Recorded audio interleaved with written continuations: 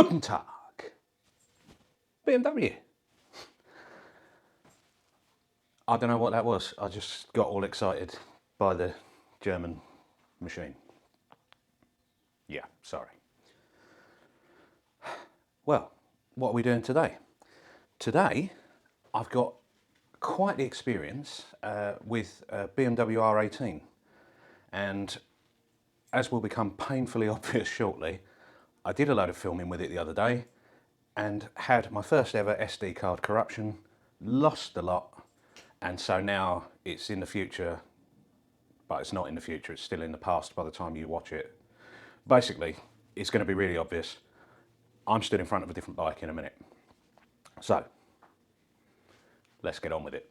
This is my 2015 R1200R Sport. It's fully spec'd, it's got absolutely everything, keyless ride, all the adjustable suspension, all those bits and pieces, and it's just the best bike I've ever owned. I really, really enjoy riding it, and I'm not interested in changing it. But, or not necessarily, but BMW wrote to me recently and said there is a recall for your bike for the little E-clips on the footrests. And I say recently, that was October last year, and I just thought, doesn't really matter, I'm not using it. So booked it in mid-May, as it turned out. And when I rang to book it in, thinking I was going to go there for a really quick, change a couple of E-clips and back out, they said, actually, there are 2 recalls for your bike. And number 2 is the carbon shaft recall, where they're doing a whole load of work on those and they're now making it part of the service schedule. If you own one of these, they will be in contact soon enough, I've no doubt. So that meant that I was going to have to leave the bike there for about 4 hours of workshop time to have that stripped down. And it's not that far to Tunbridge Wells from here where we are, about a half-hour ride. And I just thought, I don't know, how am I going to do that? Drop it off early in the morning, get back there, say 5 o'clock in the evening, try and fit in a day's work. And they said to me, would you like a loan bike? And I went, yeah, okay, that might be fun. We can offer you a 310 GS, but that's probably a bit small for you, sir. Well, actually, my friend's got a 310 GS, and when we did a tour around Andalusia, he took that with him, and I've ridden it, and it's a great laugh. It's a real good little thing to ride, but I've ridden one. And then they offered me the 1250 GSA. Well, this is the length of my legs. A 1250 get off. A 1250 GSA. No, I'll leave it in. It's a bit too much. I could manage with it for a day, but I said to them, I could do with something with a slightly lower seat. And the guy said to me, well, if you want something with a lower seat, how about the R18, sir? I said, yeah, okay, fine. I don't know what an R18 is. I'll Google it, I'll find out. Oh, well, it's our flagship cruiser, sir. 1800cc, big, comfortable cruiser. And I thought, well, that ought to be a bit of a laugh for the day, mightn't it? I mean, let's do it, right? So I said, well, yeah, okay, fine. The insurance will be £30 for a loan bike. Cheaper than running the car to and fro twice to Tunbridge Wells, I guess, and yeah, why not?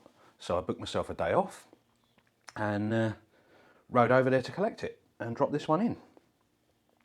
Now, I booked it 5 weeks, possibly, before I actually went in, and on the Sunday before, it was a glorious day. I was out riding around, just enjoying the sunshine, thinking, Tuesday's going to be amazing. I'm going to get a rental bike for the day, is something a bit different. Tuesday came and it just tipped it down with rain. It was miserable. So got my waterproofs on, jumped on this, got it absolutely filthy riding it through all the muddy lanes. Arrived at BMW, walked in, said, I'm here to drop this off and collect the R18. And the service advisor says to me, I haven't got an R18 today, sir. Yeah, I know. I knew this was going to happen. So now I'm wet and I'm cross. And he said to me, well, what are your plans today? My plans were riding an R18 and finding out what that was about. I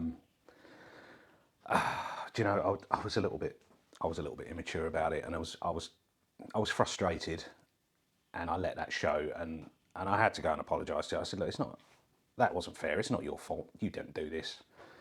I said, you know, and in any case, the weather's filthy. Just give me anything, and I'll go home, and I'll just come back later and collect my bike.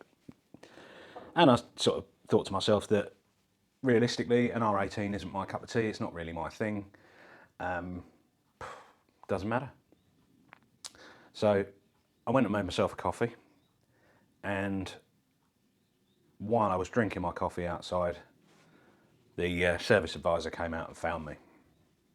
Now, that's the intro piece, and with the magic of video editing, this is going to seamlessly transition into the footage that I shot the other day, where I'm wearing almost exactly the same thing, but totally different colours, and the bike's different. So, I'm having a coffee, and we'll pick up there. So I'm having a coffee, and the lad comes over to me, it's the service advisor, and he said, look, I'm really sorry about the R18. He said, we do have one. It's a Transcontinental. Would that be okay? And I said, well, to be honest, I don't know enough about them. I mean, yeah, fine, whatever. I just want to ride the bike. I want to know what the bike's about. And he said, well, it's fully spec'd. It's got all the luggage on it. It's got everything.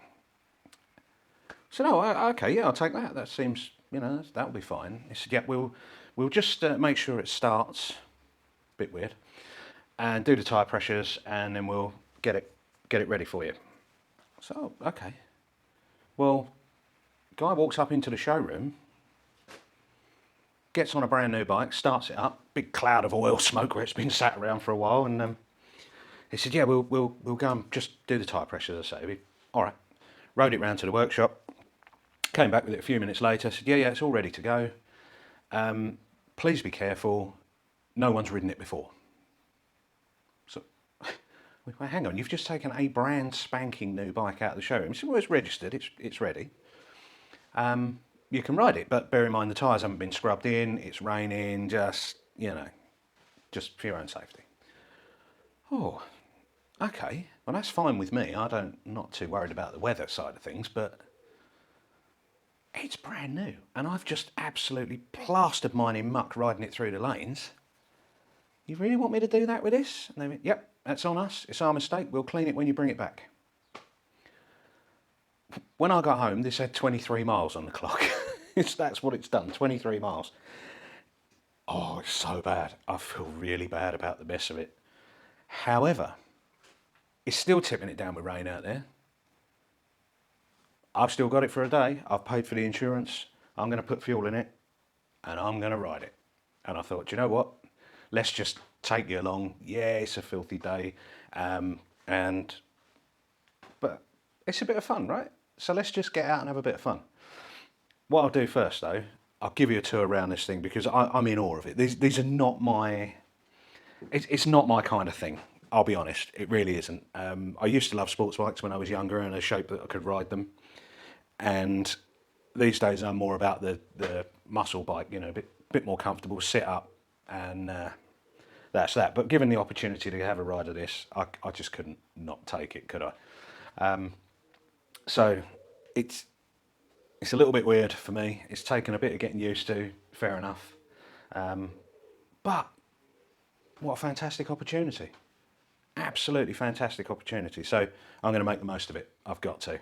The rain is scheduled to stop around 12. It's now way past that, so it's not going to. But I do need to do this, get out, get some miles down, and then return it about 4 o'clock this afternoon, hopefully when mine's ready. So yeah, come and have a look at this though. It's crazy, absolutely crazy. Well, just sort of drink this in for a minute. It is just huge. And you can see how filthy I've got it already.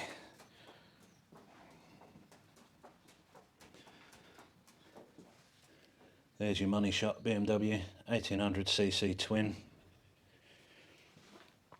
And you can see on here just how new this thing is. I mean, the brakes haven't even fully bedded in across the discs yet. And I've got it filthy. Apologies for the mess of the garage, but that's just how life is. This is where my R1200 lives, in about 2/3 of the space that this thing's currently taking up. So we've got here enormous seat, looks pretty comfortable for a pillion, and it's heated, which is exciting. Large locking panniers, which are locked, and you know, of course, there's actually a button to unlock those there. It's still not being able to do it. Oh, it's done that side. Look.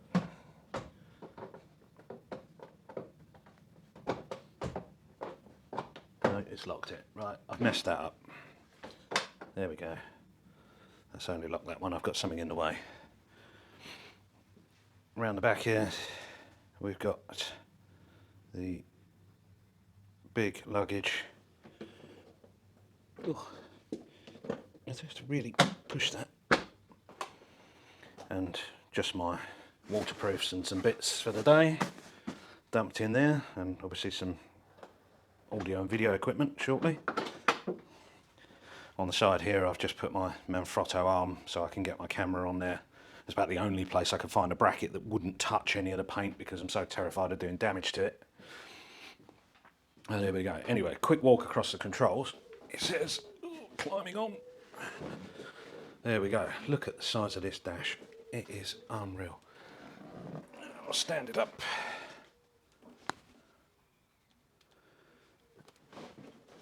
And just moving back ever so slightly, we've got a mobile phone pocket here. Fuel tank. I expect that will need filling. And then ignition.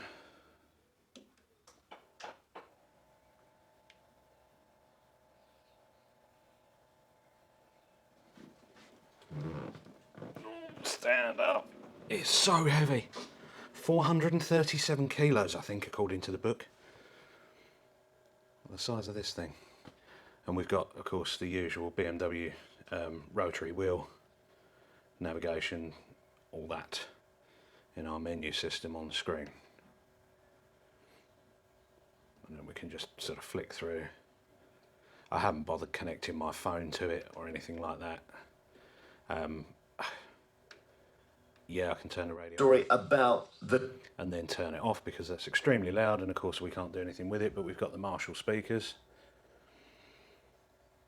There's your dials, beautifully laid out, really nice and simplistic. Not sure about the reserve power or power reserve gauge. I mean, okay, fine. This one's even fitted with adaptive cruise here, which is quite a crazy thing. In our mode selection, we've got rain, roll and rock. Haven't actually worked out what they are. Obviously I know about the rain one. It's really keeping the power muted, but on a day like today that's not a bad thing, and let's be honest, this is not a racer. 1800cc, looks like it revs to about 5,500. That's where the red line would be, I guess. Obviously I'm not going to do that with it because, well, it just hasn't done the miles. It's not been anywhere yet, this poor thing, so it doesn't seem fair to abuse it, and obviously I wouldn't do that anyway. Well, there you go, that's the clocks. Oof. And that's 430 kilos, and it feels every bit of it, dropping it onto the side stand there. Yeah. But just drink in the size of this thing. I mean, it is just enormous. It really is. So that's it. What I'll do for a quick garage tour, that will do, and then what we'll do is we'll get out, we'll get some video, get it riding it, and yeah, just see how we get on with the R18 Transcontinental for the afternoon. Looking forward to it, even in the rain. Well, first impressions then, this thing is supremely comfortable. The riding position is really nice, the visibility is great, the seat is just amazing. I've got to be honest, I really do like this. It's a really, really comfortable place to sit. And the weight of it gives it quite a nice smooth ride, especially with the long wheelbase as well. It does soak up the bumps really nicely. And Surprisingly, it doesn't feel as cumbersome as I expected it to feel on the road. It's actually, you could be riding anything really above 25-30 mile an hour, you wouldn't know it at all. And on these A and B roads, this thing really is a joy to ride.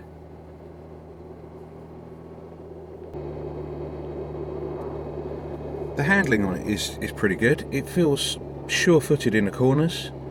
I really like the turning. It is obviously a bit lazier being longer wheelbase, but that's the kind of bike it is. It's nice. The power's good, the delivery is smooth. Yeah, I like it. The windscreen on this and the little knee guards is doing a fantastic job of keeping the rain and the horrible weather off me today. When I picked it up, I was wearing my waterproofs and I was just so hot trying to ride it home. I wasn't getting wet, but I couldn't really get any air in. And so that's why I've elected to risk it, as it were, without them this afternoon. And aside from a few spots of rain on my thighs when I stop at the lights, I'm not getting wet at all. So I'm really, really impressed with this. It is a lovely place to be. You can imagine doing a huge amount of miles on this without really any kind of fatigue. Well, it's time for me to start heading back, I guess, before I run out of daytime. As much as I've enjoyed this, I'm out at beautiful Beachy Head in Sussex, and you know, the weather's cheered up a bit, but it's not great. This is a lovely piece of road along here. It's really nice and scenic. I hope it conveys as well on video. There's some nice twisty but not too complex curves on this piece of road, and the bike is performing beautifully. Now we've got I guess about 80 miles down. I'm finding that everything's starting to smooth out beautifully. The brakes are bedding in nicely and starting to feel much better. Everything's just coming together on it now. So it's been a really fun day. You can see probably here that this thing does take up a lot of space on the floor, and with some of these smaller bends here, you need some pretty good observation to make sure that you know, you're not going to come unstuck in some of the tighter corners if you meet something larger coming the other way. But again, it's not bad. It's not something to be frightened of. It's just something you've got to get used to. I think it rides nicely. I'm really starting to enjoy it now. The layout of the dashboard on this is just brilliant. I think it's such a lovely classic design. The clocks themselves, the actual analog clocks, are really, really simplistic. I love the white light on them. Very, very classy look. I guess if I was to pick holes in it, I'd say the power reserve or reserve power gauge, I don't see the benefit of that. I'd rather have a temperature gauge there. Analog temperature gauge would be my preference. The TFT screen is just brilliant. I thought it was going to be a bit gimmicky, but it's not. The layout of it is really nice. The digital speedo is possibly a little bit too clear on video. Please just ignore that. I like the gear selector on it, and I do like the layout. The onboard computer is well, it's an onboard computer. Really, the only thing I'm ever interested in on one of those is the mileage or the range rather. But it's clear, it's nicely laid out, and when the sun has come out briefly today, it's shone directly on that, and I can still see it. This is my first experience of a TFT screen on a motorcycle, and I've got to say, BMW, you've nailed it. This is amazing. I like the soft pad dash as well behind the screen. Not really sure what the benefit of it is, but it looks nice, and I did squeeze it with my fingers to make sure it was soft, and it is. The dimensions on this bike, 740mm seat height, so if you've got the little legs like me, you should be okay with that. Just over 2.6 metres in length, which does, as I say, it does soak up those bumps really quite nicely. But even with that long wheelbase, the turn-in on it is still responsive. 970mm width across the handlebars, and I've mentioned it so many times, 427 kilo curb weight. I have made some very unmanly noises getting that off the side stand today. My word, you really do know all about that.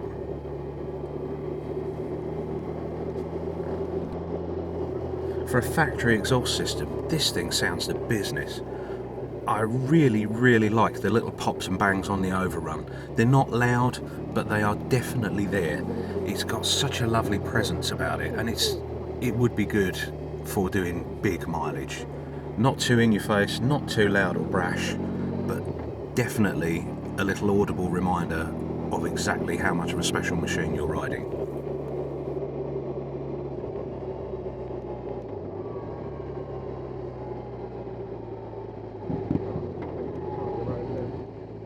And I guess the burning question there then is, will I be placing an order for an R18 Transcontinental? I said at the beginning I had no interest in changing my bike. Yep, that remains. I'm still not doing it. I'm not changing my bike, and no, I don't want one of these. And that's not because there's anything wrong with it. That's because A, I haven't got the room for it. Well, B, I haven't got the room for it. A, I haven't got the money for it. But it's not my type of riding. It's not my type of thing at all. It has been a brilliant day. I've thoroughly enjoyed myself, and I've been really lucky to be able to have this experience. So again, thank you for that, BMW. That's been superb. If you are local to Tunbridge Wells and you're in the market for this type of thing, pop in and see Arden. If you know, even if you're just in that area and you're interested, this one is at the moment sat in the showroom. So I hope you can get over there, get yourself a coffee, have a look around, meet the team, have a look at the bike, and compare it to a naked R18 in the showroom as well, and just to get an idea of just how much bigger it is. And there we go, and that pretty much wraps it up for today. I guess one thing I'd really be interested to know though, because I as I've said all through, I have no real experience of these types of bike. Tell me what it is you're riding. Why are you watching this video? Are you thinking about a Transcontinental or an R18? Have you got a Goldwing or I don't know, maybe a Pan-European or a Triumph Rocket? Any of these big, real big displacement cruisers already? Yeah, tell me about it, please. I'm really interested to know.